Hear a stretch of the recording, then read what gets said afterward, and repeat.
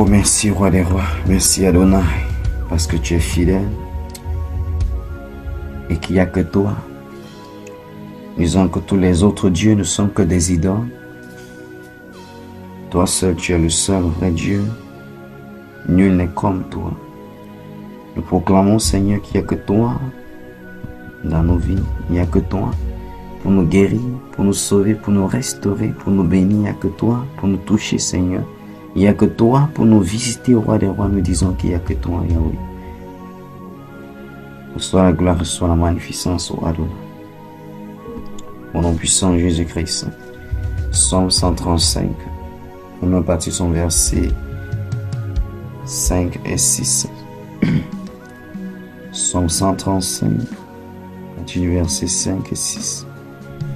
Il dit, je sais que l'Éternel est grand et que notre Seigneur est au-dessus de tous les dieux. Est-ce que cela peut devenir ta déclaration? Est-ce que tu peux commencer à déclarer à ton Dieu que tu sais qu'il est grand et qu'il est au-dessus de tous les autres dieux? Tu commences à déclarer cela. Père, je te bénis parce que je sais que tu es grand et que tu es au-dessus, Seigneur, de tous les autres dieux. Je sais que tu es grand, Yahweh, et que toi, mon Seigneur, tu es au-dessus de tous les autres dieux. Au nom puissant de Jésus-Christ. Deuxième verset, verset 6. Tout ce que l'Éternel veut, il le fait. Dans les cieux et sur la terre. Dans les mers et dans tous les abîmes. Il fait monter les nuages des extrémités de la terre. Il produit les éclairs et la pluie. Il tire le vent de ses trésors. Nous arrêtons au verset 7. Mais que le point clé, c'est au verset 6. Tout ce que l'Éternel veut, il le fait. Dans les cieux et sur la terre. Et tu ouvres ta bouche, que tu parles au roi des rois. Que Seigneur, tout ce que tu veux, tu le fais. Mais s'il te plaît, Abba Père, permets-moi d'être un instrument au travers lequel tu vas passer pour accomplir, Seigneur, tes desseins, pour accomplir tes plans. Est-ce que tu peux dire, Seigneur, que tu veux juste être un instrument entre ses mains? Qui t'accorde ce privilège de passer par toi pour accomplir ce qu'il veut faire. Parce qu'au travers de sa parole, tu viens de constater, tu viens de te rendre compte que tout ce que lui choisit de faire, il le fait certainement. Rien ne peut l'empêcher de faire ce qu'il a planifié de faire. Rien ne peut l'empêcher d'implémenter ce qu'il a choisi d'implémenter. Mais seulement tu peux lui demander le privilège que pendant qu'il fait ce qu'il a choisi lui-même de faire, au sein de ta famille, dans ta génération, est-ce que tu peux être un instrument entre ses mains? Dis, Seigneur, je vais être un instrument entre tes mains, un vase entre tes mains, que tu vas utiliser au Père pour accomplir tes desseins, pour accomplir ta volonté. Ouvre ta bouche et commence à prier dans le nom de Jésus-Christ. Oui, Dieu se choisit de faire ce qu'il veut faire dans la société, de faire ce qu'il veut faire autour de nous, de faire ce qu'il veut faire dans le monde entier. Mais nous pouvons également lui demander au travers de sa parole. Seigneur, nous voulons être des instruments entre tes mains. Nous voulons être des canaux que tu vas passer, tu vas utiliser, Seigneur. Permets-nous, ô roi des rois, accorde-nous ce privilège. Que ce que tu t'es choisi, Seigneur, d'exécuter sur la surface de la terre, dans les vies et dans les destinées, dans les nations. Accorde-nous le privilège, Seigneur, d'être des instruments au travers desquels tu vas utiliser, Seigneur, pour accomplir ta volonté. Ouvre ta bouche et commence à bénir au Seigneur, commence à parler au roi des rois. Que Seigneur, que tu vas être un instrument entre ses mains. Il veut bénir les nations. Il veut bénir les générations. Il veut guérir les nations. Il veut guérir les générations. Il veut sauver encore.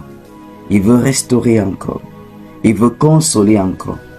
Est-ce que tu peux dire, Seigneur, s'il te plaît, permets-moi d'être un instrument entre tes mains? Que tu vas utiliser, Seigneur, pour accomplir tes desseins et tes plans. Dans les nations, au roi des rois. Dans les familles, au Père.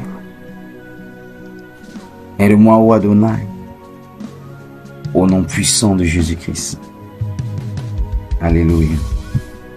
Gloire à Jésus.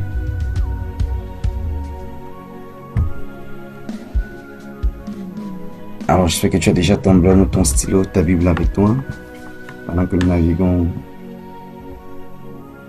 dans les principes du royaume. Nous parlons de la restauration divine et les principes du royaume.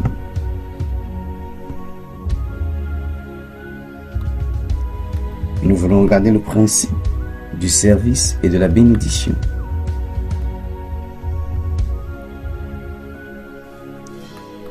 C'est pour ça que tu as élevé ce point de prière, bien sûr. Alléluia. Gloire à Jésus. Alors peut-être c'est la partie que tu vas pas certainement aimer, mais parce que le Seigneur veut nous amener quelque part, il veut que nous sortons de l'ignorance. Je vais te prier d'ouvrir ton cœur et d'accueillir sa parole et de recevoir ce qu'il te donne. Alléluia.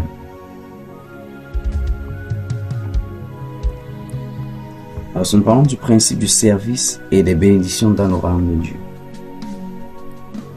Nous avons simplement dit que dans le royaume de Dieu, le service est le chemin vers la grandeur, vers l'honneur, vers l'élévation et la récompense divine. Tout au long de sa parole, on va voir que Dieu ne va jamais demander à quelqu'un de le servir sans attacher à ce service une bénédiction en retour. Chacun de nous, il nous a créés. Il a investi en nous ses dons, ses talents, les potentiels, les capacités, les grâces. Mais ce talent que tu possèdes, ces dons dont tu possèdes, ces grâces que tu as, ces habilités, ces capacités que toi tu as, elles viennent de Dieu. Mais seulement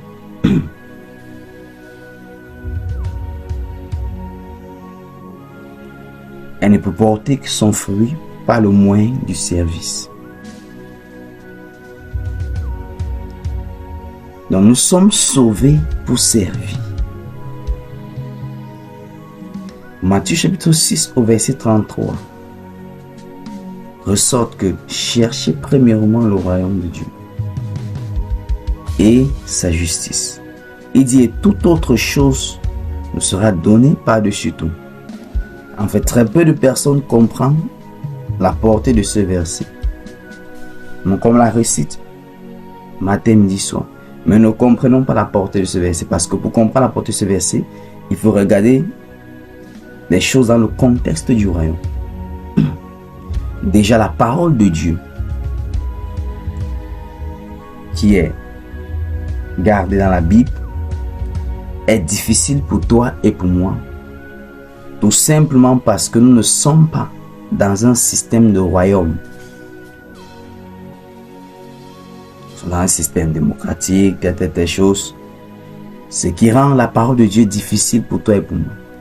Parce que la parole de Dieu est un livre du royaume qui va ressortir les principes, les fonctionnements, les exécutions de comment est-ce qu'un royaume opère, comment est-ce qu'un royaume fonctionne. Par exemple, Jésus lui-même va nous demander de ne pas nous inquiéter du lendemain, de ce que nous devons manger, de ce que nous devons boire, de ce que nous devons être revêtis. Il va dire, si le Père prend soin des oiseaux du ciel, qui ne sèment pas, qui ne moissonnent pas, qui ne gardent pas ou n'épargnent pas, il dit à plus forte raison nous, qui valons mieux que ces oiseaux. Mais lorsque toi et moi nous lisons ce verset, c'est difficile pour toi et moi de croire en ce verset. Pourquoi? Parce que ce n'est pas notre réalité physique ou la réalité du pays dans lequel nous nous trouvons. Parce que ce que le Seigneur nous dit, il s'agit d'un fonctionnement du royaume. Donc tu dois prendre conscience que dès le jour où tu as dit Seigneur, je te reçois comme mon Seigneur et Sauveur. Il y a eu une transition. Certes, tu es encore dans le monde physique, naturel, mais tu appartiens plus dans un monde spirituel, dans le royaume de Dieu. Jésus a dit, nous sommes dans le monde, mais nous ne sommes pas du monde. Il faut que cette conscience soit établie en chacun de nous. La conscience du fait que j'appartiens au royaume de Dieu, malgré le fait que je suis sur terre. Je suis sur terre parce que je suis son représentant. Mais j'opère à partir de son royaume. L'exemple simple, si nous prenons l'ambassadeur, nous sommes au Cameroun par exemple, si nous prenons l'ambassadeur de France au Cameroun, lui ne fonctionne pas au Cameroun à partir de l'économie camerounaise. Il fonctionne au Cameroun à partir de l'économie française. Alléluia. Donc d'où, peu importe les défis financiers au Cameroun, ce n'est pas son problème. Ça ne le concerne pas.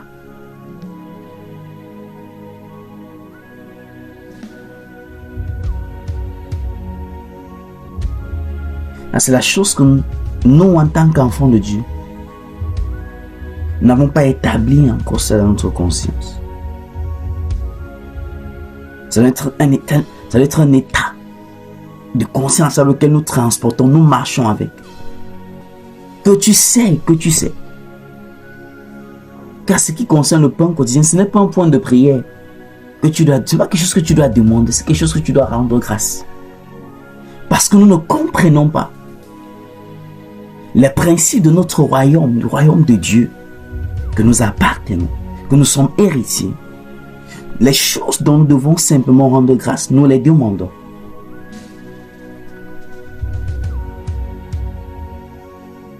Par exemple, dans le royaume, c'est la responsabilité du roi de s'occuper de son peuple. En fait, sa gloire est manifestée dans la gloire, en fait, dans le bon état, le bon fonctionnement, le bien-être de son peuple. Son peuple est le reflet de la gloire de son royaume. Oh, je prie que quelqu'un puisse saisir ça. Ça veut simplement dire que ce désir qui est en chacun de nous, de vivre une vie glorieuse, c'est Dieu qui a placé cela en nous. Et c'est dans ses desseins et dans ses plans, dans ses projets pour toi et pour moi, d'avoir une vie glorieuse, de vivre une vie glorieuse. Mais seulement avec sa coopération, seulement en marchant avec lui, en faisant chemin avec lui. Dieu n'est pas glorifié lorsque nous sommes oppressés, lorsque nous croupissons dans la pauvreté. Il n'est en rien glorifié lorsque nous allons ci et là, comme va indiquer le psaume 127, si je ne me trompe pas, psaume 127, oui, je pense. Nous nous levons tôt le matin pour nous coucher tard, pour manger le pain de douleur. Ce verset dit, il donne autant à ses bien-aimés pendant qu'il dort, pendant les moments de sommeil. Permettez-moi de trouver ce verset. Pourquoi le Saint-Esprit Dieu a insisté ce verset avec quelqu'un. Il est temps que tu trouves ton repos en Dieu. Courir après 1000 opportunités ne va rien changer. Psaume 127, oui.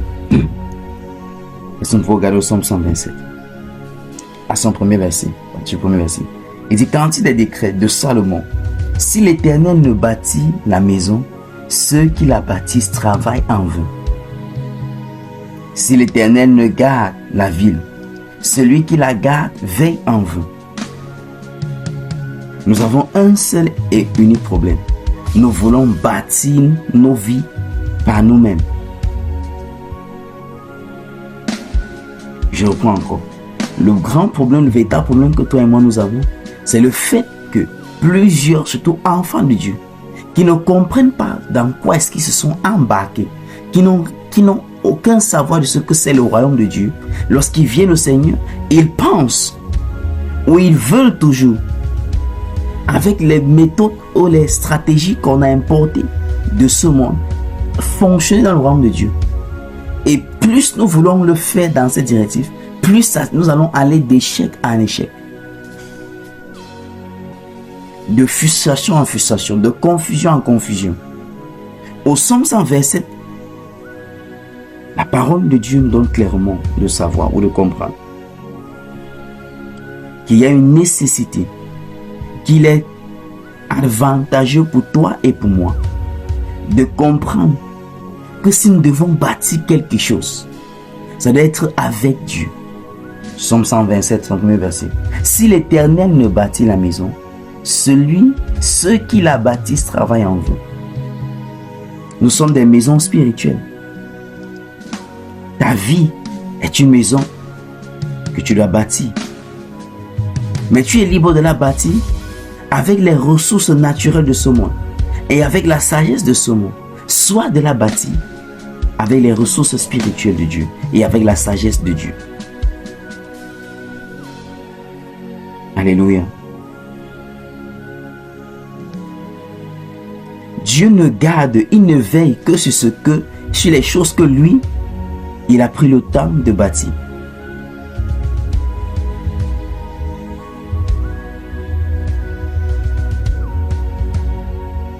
Donc, il nous donne de comprendre dans Jérémie 29:11 que c'est lui qui a formé les projets pour notre vie. Donc, quelle est notre responsabilité? Le consulter. Seigneur, c'est toi qui as formé les projets pour ma vie.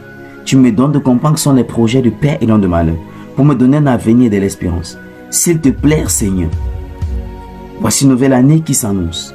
Je ne veux plus marcher dans la confusion. Je reconnais que je travaille durant toutes ces années sans véritablement réaliser quoi que ce soit. Tu es le Dieu de restauration. S'il te plaît, Seigneur, aide-moi. Je vais bâtir avec toi. Révèle-moi, Seigneur.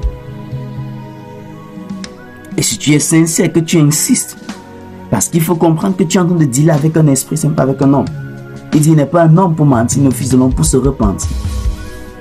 Et lorsque tu deals avec un esprit, cela sous-entend que c'est à l'esprit de se manifester quand il veut et comme il veut.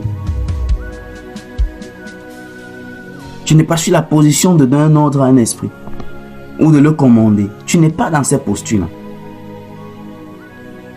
C'est pour ça que l'une des vertus que tu dois avoir, c'est la patience. Parce que si tu dois travailler avec l'Esprit de Dieu ou tout autre esprit, la patience est inévitable. Ce n'est pas toi qui détermine le moment où il se présente. Je vais encore expliquer. Plusieurs ont eu à assister à des danses traditionnelles dans certains villages ou de coutumiers. Lorsqu'ils veulent inviter l'esprit là pour faire ce qu'ils ont à faire ou pour accomplir quoi que ce soit, la première des choses, c'est qu'on va se rendre compte qu'ils vont commencer des danses, des tam-tams et tout le reste, et insister, maintenir la même cadence, le même rythme, insister dessus. Tout ce qu'ils sont en train de faire, c'est de mettre des dispositions, créer une atmosphère. Lorsque l'esprit qu'ils sont en train d'inviter descend, automatiquement tu vas voir que le rythme va changer. Et la manière qu'ils vont commencer à se comporter va complètement changer. Là, ils sont maintenant sous l'influence de cet esprit. Et ils peuvent maintenant commencer à opérer ou faire des choses. Parfois, ils vont passer à des démonstrations. Alléluia. Nous avons parlé du principe de la louange et de l'adoration. Nous avons dit que lorsque j'engage la louange et l'adoration, je peux les engager dans deux volets, dans le sens que je vais simplement avoir un moment d'amour avec Dieu. Je chante simplement pour lui rendre grâce, pour une communion d'intimité, pour exprimer ma reconnaissance, pour proclamer ses bienfaits, pour proclamer sa nature, ses vertus. Mais il y a aussi le moment où je mets en place, je fais ce décor C'est des corps de louange et d'adoration. Parce que je suis en train de chercher sa face. Parce que je suis en train de lui poser des questions. Dans le moment où je loue, j'adore, je suis en train de dire, Saint-Esprit, s'il te plaît. Voici une situation qui se présente. Aide-moi. Donne-moi la clé. Donne-moi la stratégie. Donne-moi la relation. Donc, je loue, j'adore. Et au milieu de ces louanges et ces adorations, je glisse ces paroles-là. Et je reste toujours dans la posture de louange et d'adoration. D'une manière ou d'une autre, j'aurai un flashback. J'aurai un feedback. J'aurai une inspiration. J'aurai une idée. Et c'est ça, bien-aimé, le point de changement. Ton avantage est avec l'esprit que tu es en train de dealer. Et dans le cas d'espèce, nous parlons avec Dieu. Avec Dieu le Père, le Fils et le Saint-Esprit. Aucun être humain a un avantage quelconque en dehors du fait qu'il est soutenu par un esprit. Je vais encore te dire ceci. Qu'il n'y a personne que tu vas t'en rendre compte qui a un pouvoir financier sans qu'il y ait un esprit derrière qui le soutient. Sans qu'il y ait un esprit qui est activé pour la chose. Je vous ai toujours dit dans cette plateforme, il n'y a personne que tu vas voir classé dans le cadre riche ou financièrement positionné qui n'est pas hautement spirituel. Ne fais jamais l'erreur là de croire que les personnes que tu vois, ces millionnaires, ces milliardaires, qu'il est juste comme ça, c'est parce qu'il a trop fréquenté, c'est parce qu'il connaît l'intérêt. Ça n'a rien à y voir. Alléluia. Lorsque tu vois que quelqu'un est en train de faire quelque chose et que la chose marche et que la chose est maintenue durant des années et que la chose va d'un autre niveau à un autre niveau, sache automatiquement que derrière, que la force invisible derrière ça, c'est un esprit. Il est dédié, il s'est dédicacé, il est soumis à un esprit qui le permet de faire avancer les choses. Et pour le cas d'espèce, pour toi, c'est avec Dieu. Tu dois te donner à Dieu. Tu dois comprendre que chaque esprit veut se manifester dans la surface ou dans l'aspect physique ou dans le naturel, sur la surface de la terre. Et pour cela, ils ont besoin d'un corps d'où ils sollicitent l'aide des hommes, des humains. Dieu lui-même, lorsqu'il voulait marcher sur la surface de la terre, a dû emprunter un corps. Alléluia. Pour avoir le droit légal d'opérer sur cette terre. Souvenons-nous de Genèse 1, versets 26 et 28. Que depuis le moment où Dieu avait dit faisons l'homme à notre image, notre ressemblance, et qu'au verset 28, Dieu les a bénis en leur donnant le plein pouvoir sur la surface de la terre. L'homme est l'agent légal à opérer sur la terre. C'est pour cela qu'un esprit ne peut pas simplement te posséder sans que tu l'aides à te posséder. Il ne peut pas t'oppresser sans que toi tu participes. Ou sans que quelqu'un qui est connecté à toi directement ou indirectement ne fasse quelque chose qui donne la permission à l'esprit là d'opérer.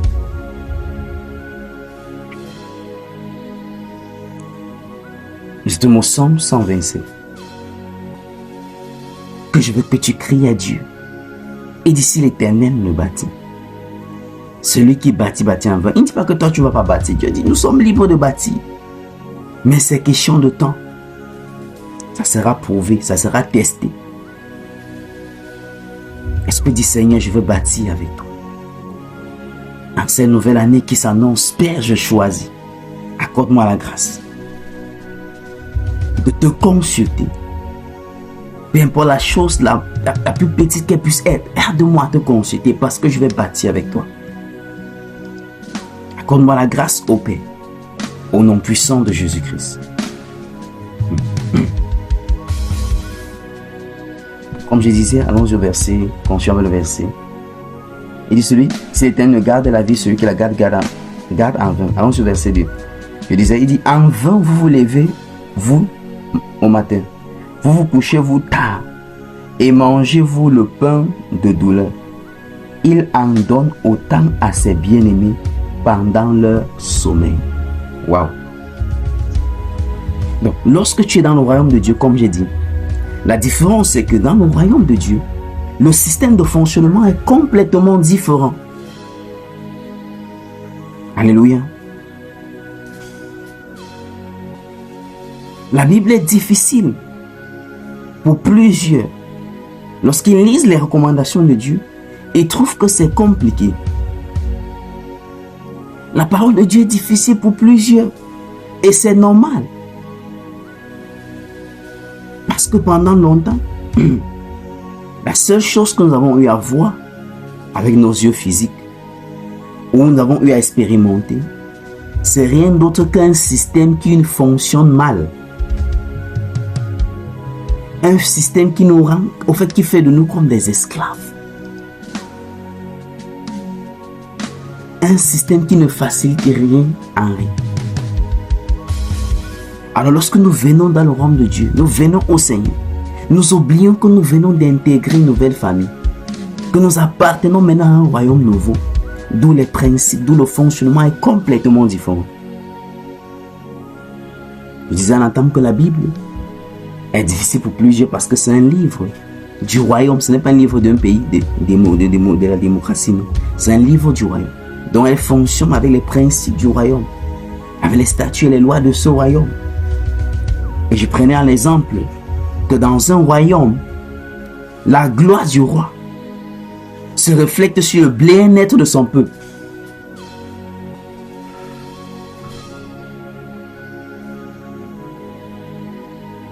La gloire du roi, c'est lorsqu'on regarde son peuple, on peut voir la richesse. Son peuple est riche, son peuple est béni. Son peuple est épanoui. C'est ça qui fait la gloire du roi.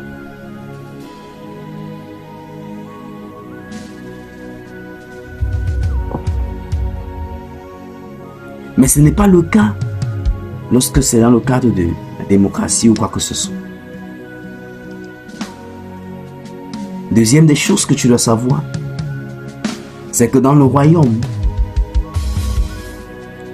c'est la responsabilité du roi de s'occuper des besoins de son peuple. Je reprends encore. Une des choses que tu dois également savoir, c'est que dans le royaume, c'est la responsabilité du roi de s'occuper du besoin de son peuple. Personnellement.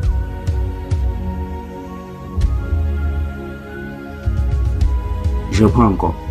Dans le royaume, c'est la responsabilité du roi de s'occuper du besoin de son peuple personnellement.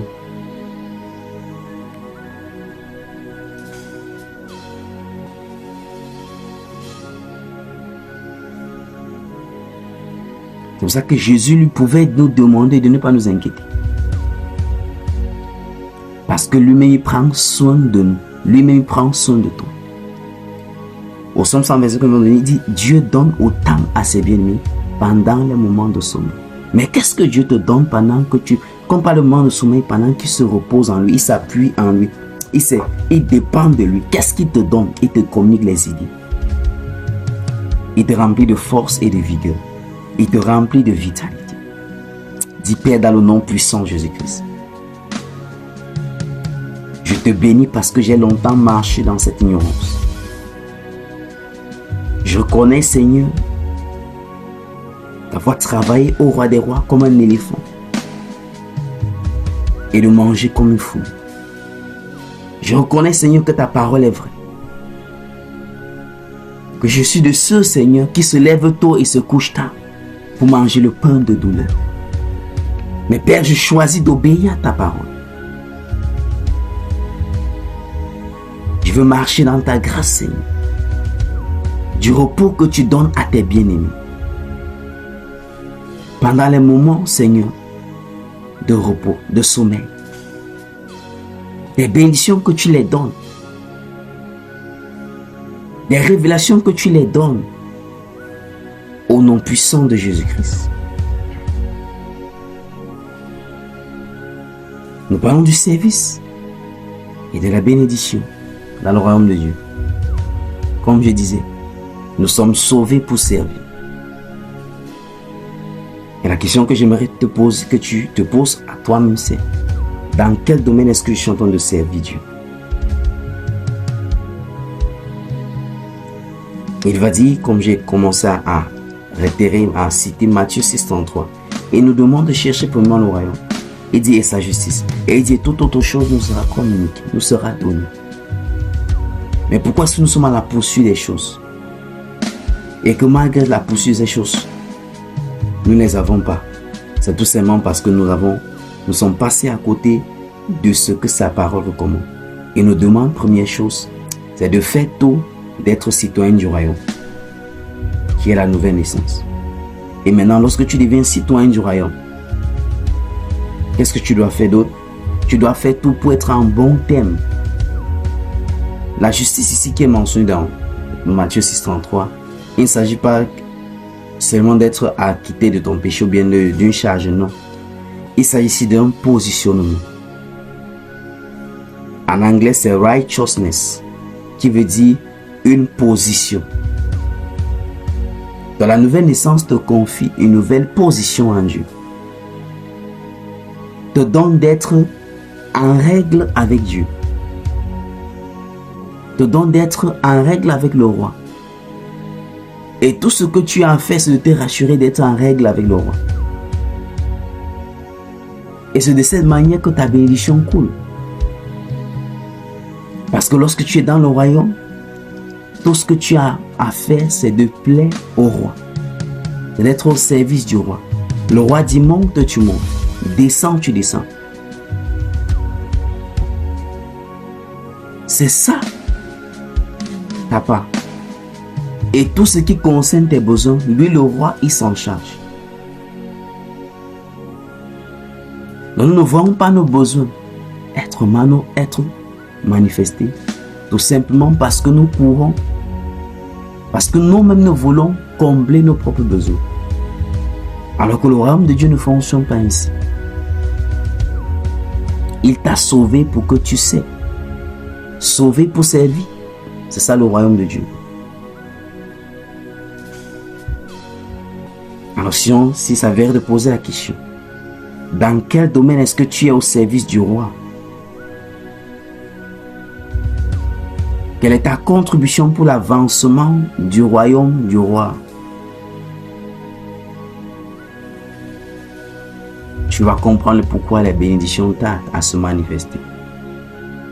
Parce que c'est dans le service que la récompense, que la grandeur. Je vais encore dire ceci. Aucun esprit ne fait cadeau. On ne donne quelque chose, on ne donne des choses cadeaux aux humains. Aucun. Alléluia. Même pas Dieu ne nous donne pas cadeau. Donc ce souhait, cette espérance, cette attente que un de ces matins, tu vas seulement te rendre compte que la chose est là. It will never happen. Ça ne va jamais arriver. It will not happen. Oublie. Je prends encore. Aucun esprit ne donne quoi que ce soit cadeau.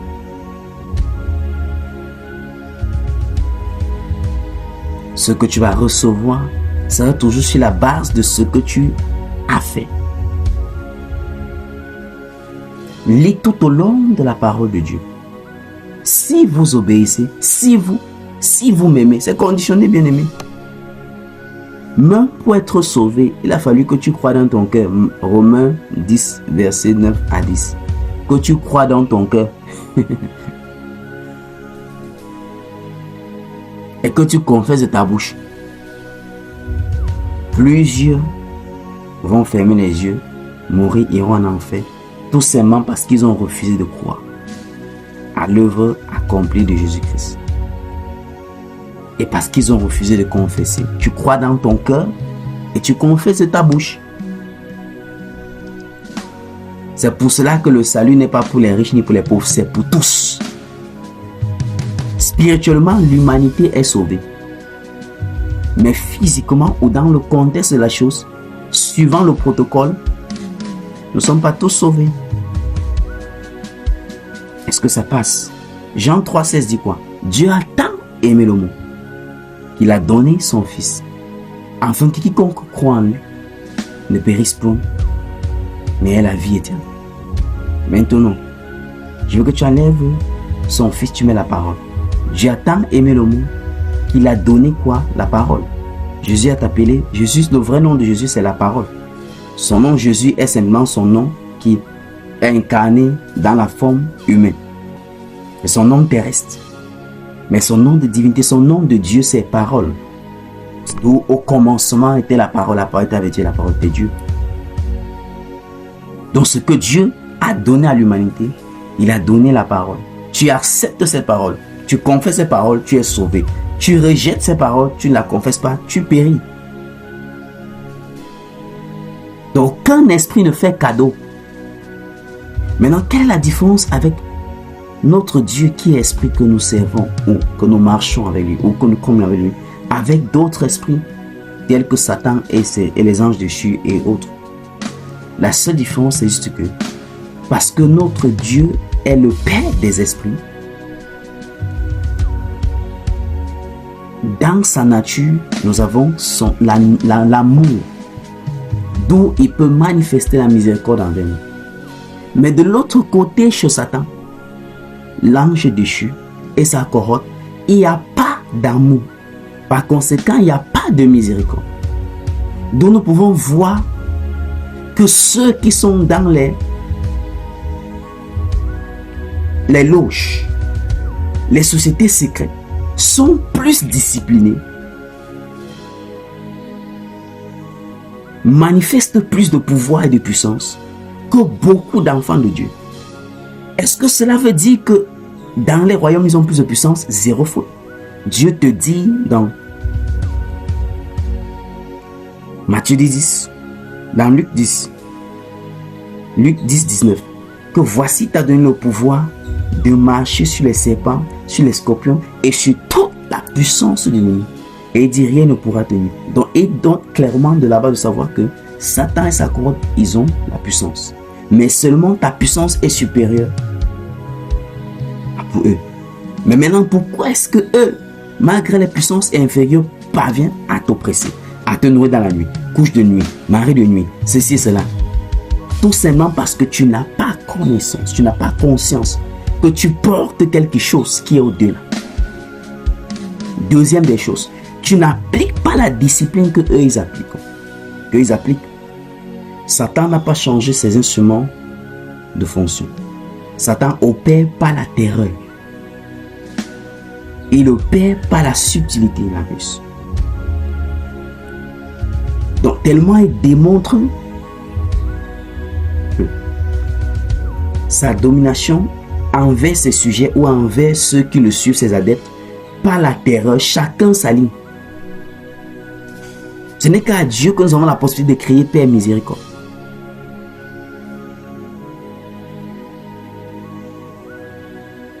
Les films, beaucoup de films nous ont donné de voir un peu comment est-ce que le royaume de Satan fonctionne. De voir un peu comment son système fonctionne. Les films ne sont pas seulement là pour nous divertir. Comprenons la réalité spirituelle derrière. Il n'y a personne ici connecté qui peut nier le fait qu'il a déjà vu qui n'a pas encore vu un film où on montre la réalité spirituelle de ceux qui sont dans les loges ou dans les sorciers, etc. On voit que lorsqu'ils échouent à obéir un principe, ils sont pénalisés. Ah, il n'y a pas de pardon, excuse. Lorsqu'ils échouent à exécuter un ordre, il n'y a pas de pardon ou excuse, non. Ils vont donner une partie de leur sacrifice. Ils vont payer le prix fort. Donc c'est avec terreur que Satan gouverne son peuple. Mais nous servons un Dieu qui nous gouverne par amour. D'où la laxité, la familiarité, la légèreté des enfants de Dieu. Lorsque tu deviens enfant de Dieu, bien-aimé, parce que tu marches avec un esprit, Dieu est esprit, sache que ta vie devient dorénavant une vie sacrificielle. Que tu le veux ou pas. Il n'y a personne qui ne sait un esprit et qui vit une vie Ah non, de confort, c'est impossible. Tu vas vivre une vie sacrificielle. Ça ne veut pas dire que le confort serait mis de côté. Non. Tu auras ce confort, il y aura le confort. Mais ça serait plus une vie sacrificielle. Lisons les personnes dont l'histoire est racontée dans la Bible. Voyons la démonstration de la vie sacrificielle en tant qu'enfant de Dieu.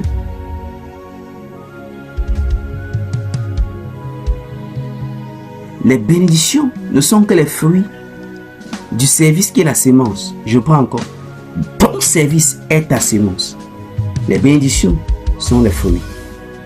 Plusieurs veulent le fruit qui est les bénédictions, sans sémence qui est le service.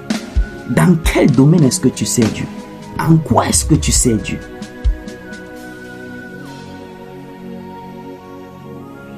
Il y a les choses qui sont de base automatique notre responsabilité. Le louer, le l'adorer, prier. Ah. Mais il y a prier qui est comme service.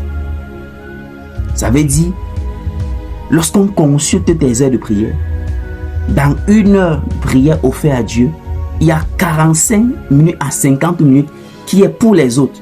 Et tu n'as que 10 minutes. Et pour toi, c'est même le rang de grâce. Est-ce que tu as ce genre de vie de prière? La vie de prière, c'est toi, tes enfants, ta famille, nanana, nanana. Ça peut être que tu as le fardeau, oui, pour cet membre de ta famille. Ça se montre que ta vie de prière devient un service. Il y a tellement de plateformes pour servir Dieu.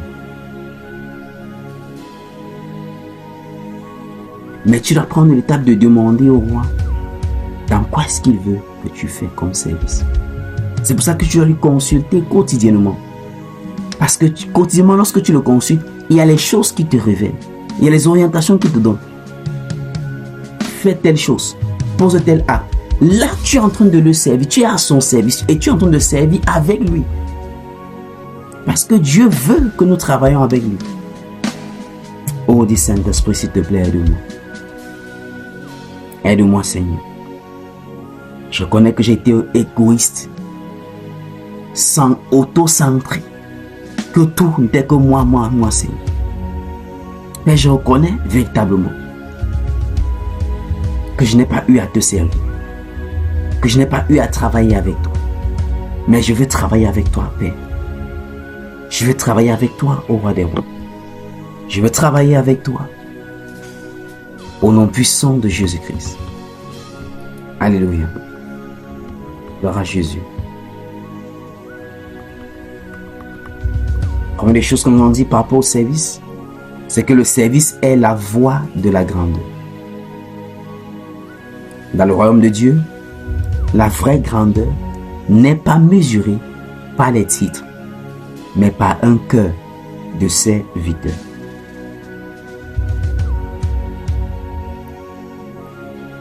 Pour gagner un temps, comme tu as ton bloc et ton stylo, je vais seulement que tu notes ces versets. Je vais certainement juste les paraphraser. Alléluia. Matthieu 20, versets 26 à 28.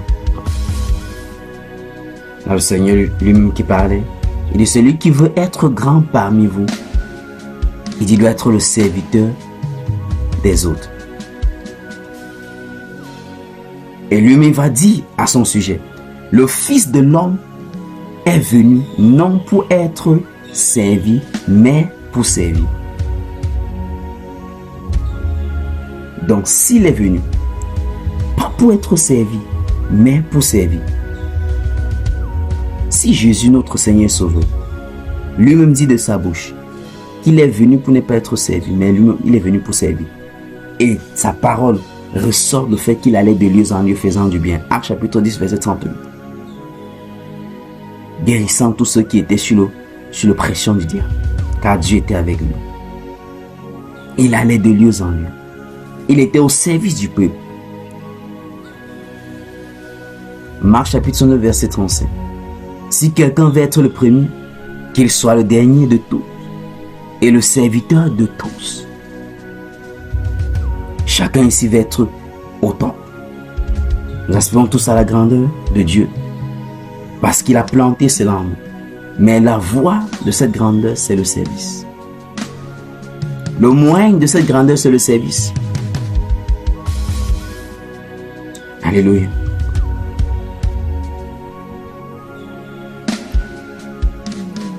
Le service est l'échelle qui élève dans le royaume.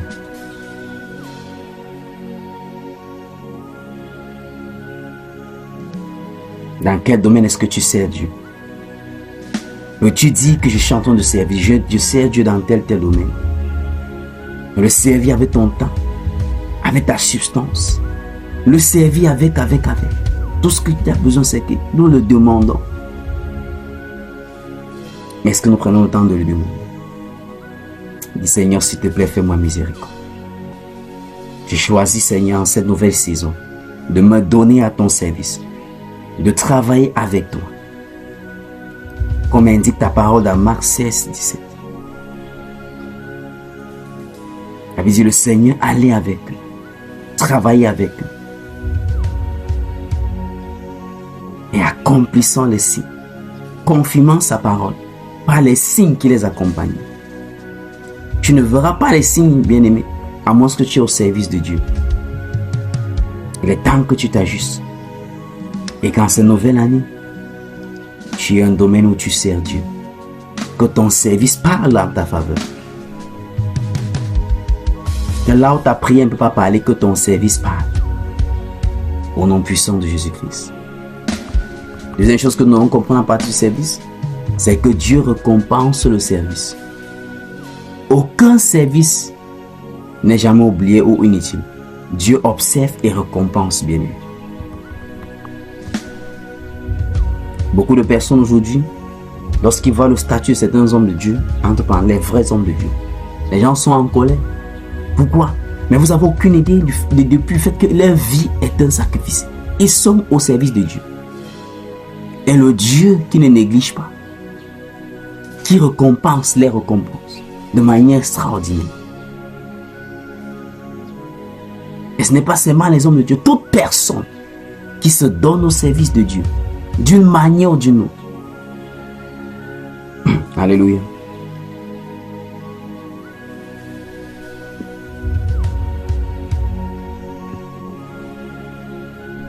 Gloire à Jésus. J'écoutais un homme de Dieu qui ressortait le secret de certains grands hommes de Dieu que Dieu a bénis, surtout dans le côté financier. Il a commencé avec l'homme de Dieu, le docteur Kenneth Copeland. Il a dit d'où vient cette percée de cet homme. Il a commencé à raconter l'histoire de cet homme de Dieu. Que c'est un homme de Dieu que lorsqu'on parle des croisades, des Reinhard Bonnke à cette époque, il finançait au moins à 80%. Parce que lui, son appel n'était pas l'appel pour l'évangélisation, ça dit pour le terrain. Parce que dans les appels, il y a ceux qui sont seulement là pour bâtir et ceux qui sont là pour moissonner. Alors ceux qui sont là pour moissonner sont ceux qui sont plus souvent sur le terrain, l'évangélisation. Ceux-ci allaient de caravane en caravane, de croisade en croisade. Mais qui étaient les forces? Cet homme de Dieu a reconnu que non, Dieu ne m'a pas appelé à aller de lieu en lieu pour évangéliser comme lui. Mais qu'est-ce qu'il fait? Il sponsorisait, il soutenait. Et je vais vous dire ceci, même dans le monde, ceux de Satan utilisent la même idée.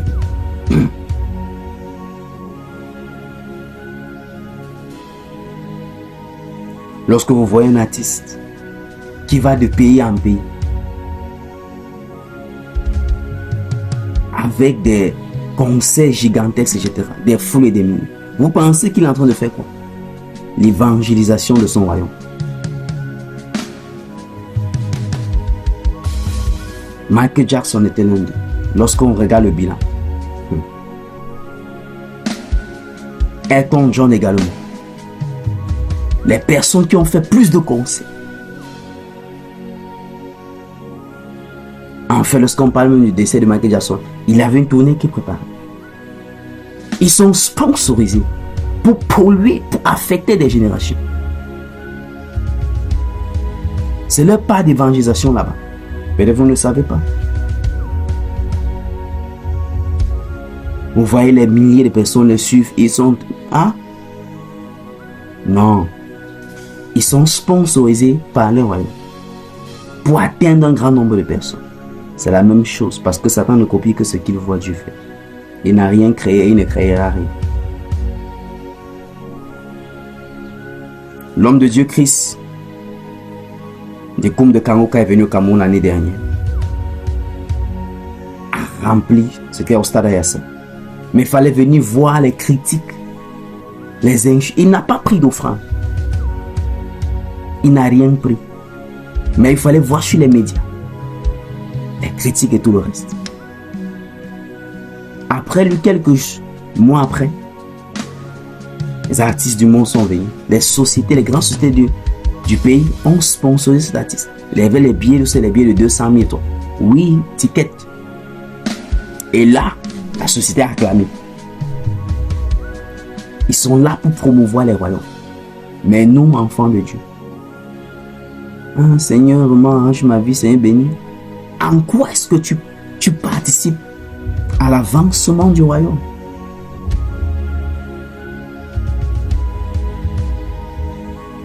Est-ce que nous sommes là aussi pour promouvoir notre royaume, comme le font ceux du monde? Je prie que nous changeons de cœur, que nous changeons de mentalité et d'attitude, et que cela devienne la priorité, comme indique Matthieu 6,33 au nom puissant de Jésus-Christ. Alléluia. Comme j'ai dit, Dieu récompense le service fidèle. Hébreux 6, verset 10, spécialement noté. Dieu n'est pas injuste pour oublier votre travail et l'amour que vous avez apporté, que vous avez montré pour son nom. Colossiens 3, verset 23-24, va dire, faites tout de bon cœur, comme pour le Seigneur. Il dit, vous recevrez du Seigneur l'héritage pour récompense. 1 Corinthiens 15, verset 25-58, votre travail dans le Seigneur n'est pas en vain. Le service est une semence. La bénédiction est la récolte. Alléluia. Mais il y a une vertu que tu dois avoir pour servir efficacement. L'humilité dans le service attire l'élévation divine. L'humilité dans le service. Jacques 4, 10 nous donne de comprendre que nous devons nous humilier sur la même puissance de l'Éternel. Et comme mon porteur, qu'est-ce qu'il va faire? Il va nous élever. 1 Pierre 5, 6 également le ressort cela.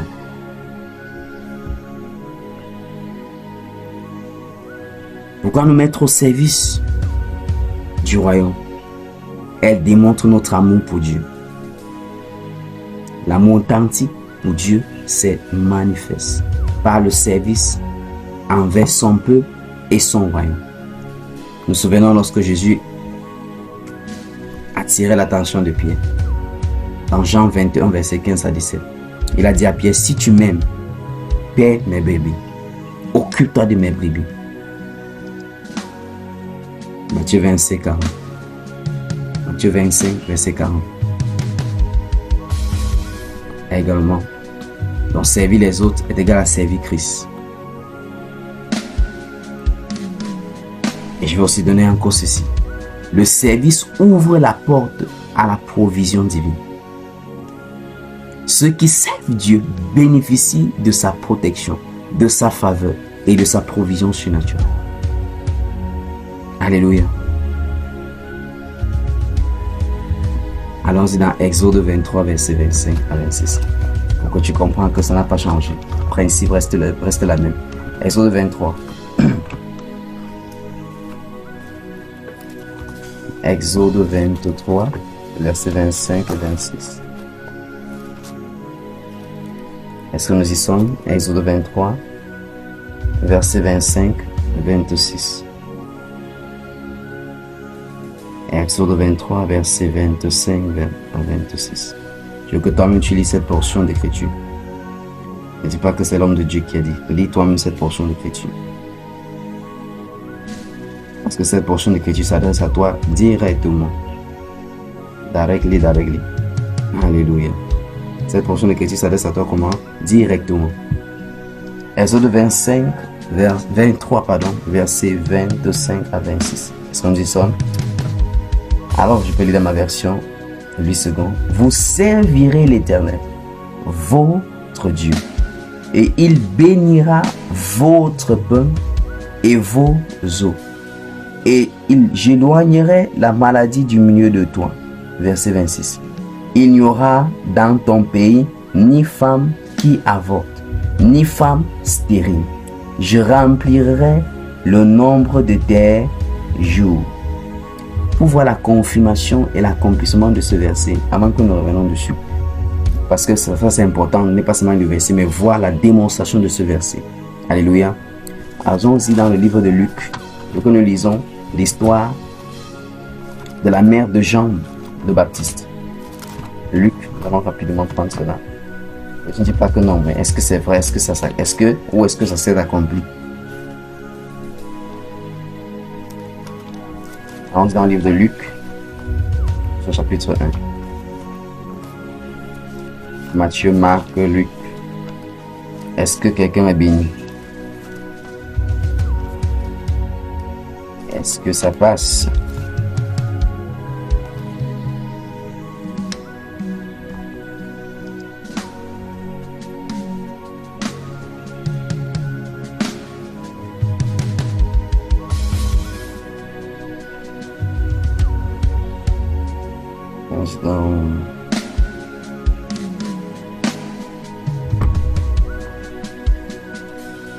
Quelques minutes.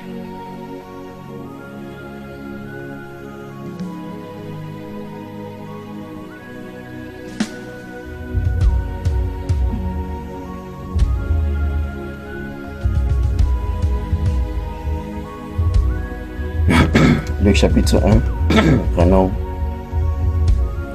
au verset 5. Du temps d'Hérode, roi de Judée, il y avait un sacrificateur nommé Zacharie, de la classe d'Abia. Sa femme était d'entre les filles d'Aaron et s'appelait Élisabeth. Tous deux étaient justes devant Dieu, observaient d'une manière irréprochable tous les commandements et toutes les ordonnances du Seigneur. Ils n'avaient point d'enfant parce qu'Élisabeth était stérile. Et ils étaient l'un à l'autre avancés en âge. Verset 8. Or, pendant qu'il s'acquittait de ses fonctions devant Dieu, selon le tour de sa classe, il fut appelé par le sort, d'après la règle du sacerdoce, à entrer dans le temple du Seigneur pour offrir le parfum. Toute la multitude du peuple était dehors en prière à l'heure du parfum. Alors un ange du Seigneur apparut à Zacharie et se tint debout à droite de l'autel des parfums. Zacharie fut troublé en le voyant, et la frayeur s'empara de lui. Mais l'ange lui dit, ne crains point, Zacharie, car ta prière a été exaucée, ta femme Élisabeth enfantera un fils, et tu lui donneras le nom de Jean. Il sera pour toi un sujet de joie et d'allégresse, et plusieurs se réjouiront de sa naissance, car il sera grand devant le Seigneur. Il ne boira ni vin ni liqueur enivrante, et il sera rempli de l'Esprit Saint dès le sein de sa mère. Il ramena plusieurs des fils d'Israël au Seigneur, leur Dieu. Il marchera devant Dieu avec l'esprit et la puissance d'Élie, pour amener les cœurs des pères vers les enfants et les rebelles à la sagesse des justes, afin de préparer au Seigneur un peuple bien disposé. Zacharie dit à l'ange, à quoi reconnaîtrai-je cela? Car je suis vieux et ma femme est avancée en âge. L'ange lui répondit, je suis Gabriel, je me tiens devant Dieu. J'ai été envoyé pour te parler et pour t'annoncer cette bonne nouvelle. Et voici, tu seras muet et tu ne pourras pas parler jusqu'au jour où ces choses arriveront, parce que tu n'as pas cru à mes paroles, qui s'accompliront en leur temps. Cependant, le peuple attendait Zacharie, s'étonnant de ce qu'il est resté si longtemps dans le temps. Quand il sortit, il ne put leur parler.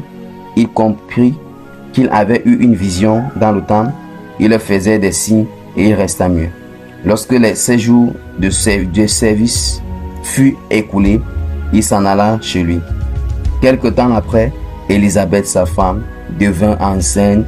Elle se cacha pendant 5 mois, disant, c'est la grâce que le Seigneur m'a fait, quand il a jeté les yeux sur moi pour ôter mon opprobre parmi les hommes. Alléluia.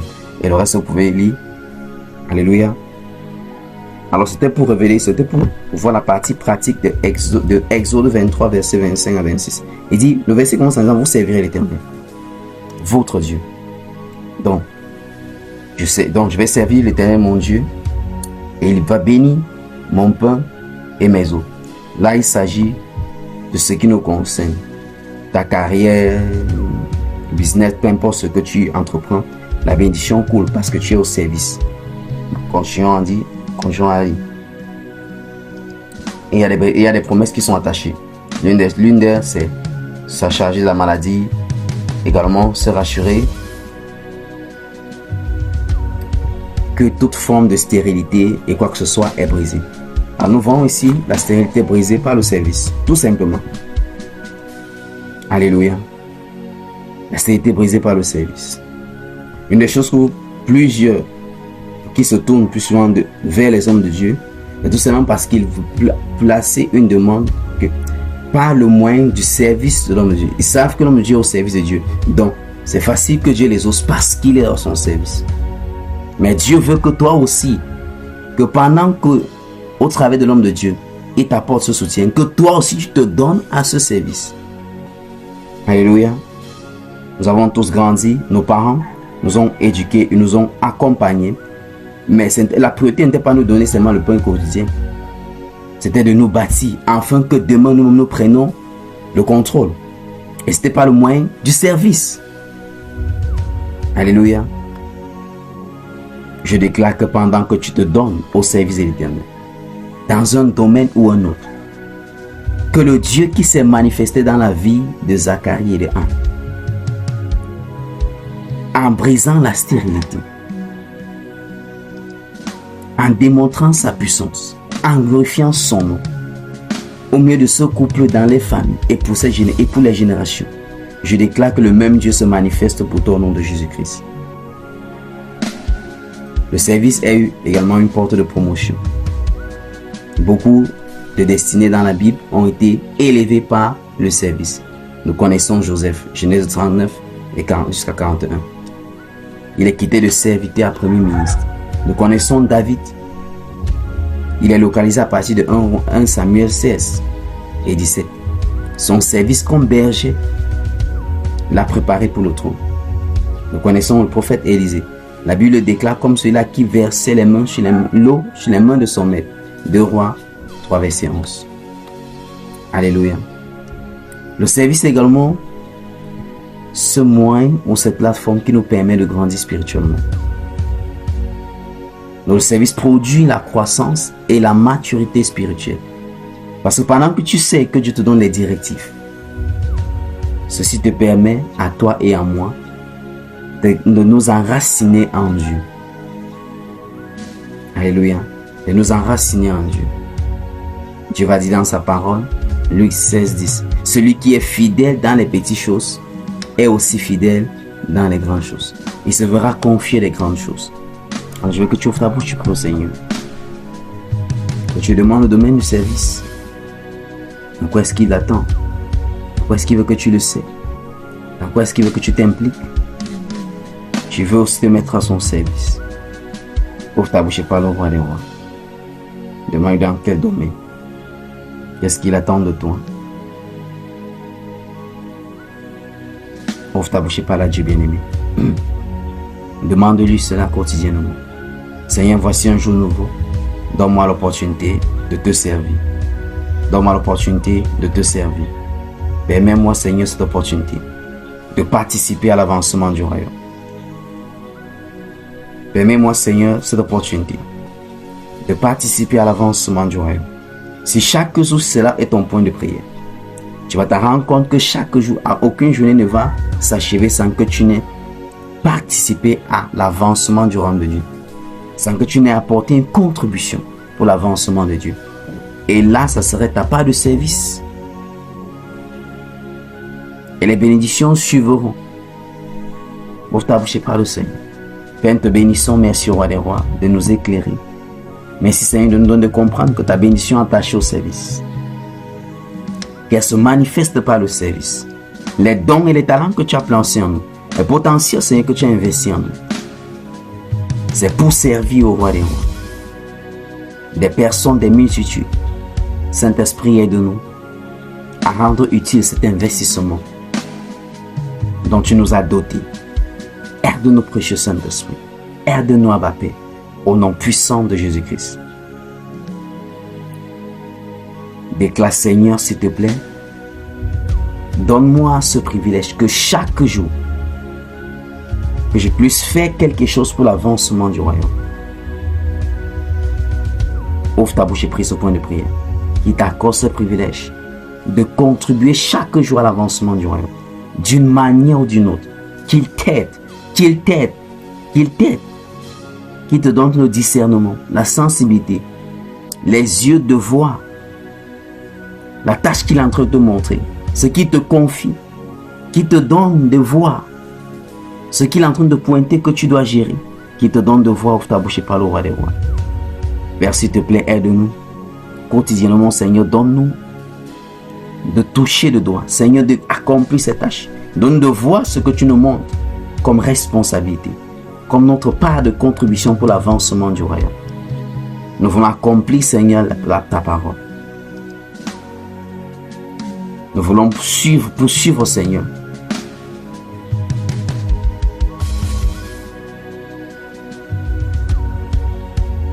les choses du royaume. Nous voulons contribuer à l'avancement du royaume. Pour la gloire de ton Saint. Au nom puissant de Jésus-Christ. Amen. Père, je prie, Seigneur, pour ton peuple en ce jour, qui se repent au roi des rois, que toi, le Dieu de restaure, qui restaure au roi des rois, les uns et les autres, dans les positions. Restaure-les, Seigneur, au niveau des services. Restaure-les au Père. Je prie au Adonai, que les entendements spirituels s'ouvrent, que les yeux spirituels s'ouvrent, de voir ce que tu es en train de les montrer comme tâche, comme responsabilité, pour l'avancement de ton royaume. Que les cœurs s'ouvrent au roi des rois, de t'écouter et les parler lorsque Seigneur, tu les interpelles. Père, je prie dans ta puissance, que tout ce que l'ennemi avait utilisé pour les voiler, Seigneur, soit ôté maintenant. Comme Zacharie et Anne, Seigneur, ont reçu des bénédictions, Seigneur, par le fait de leur service. Je prie, ô Éternel des armées, que tout opprobre dans les vies soit ôté pendant qu'ils se donnent à ton service au nom de Jésus-Christ. Toute moquerie, Seigneur, dans les vies soit ôtée pendant qu'ils te donnent, Seigneur, à ton service au nom puissant de Jésus-Christ. Tout domaine de leur vie qui est stérile, nous brisons cette stérilité maintenant au nom de Jésus-Christ. Nous déclarons la fécondité dans tous les aspects, Seigneur, de la vie. Au nom puissant de Jésus-Christ. Amen. Amen. Amen.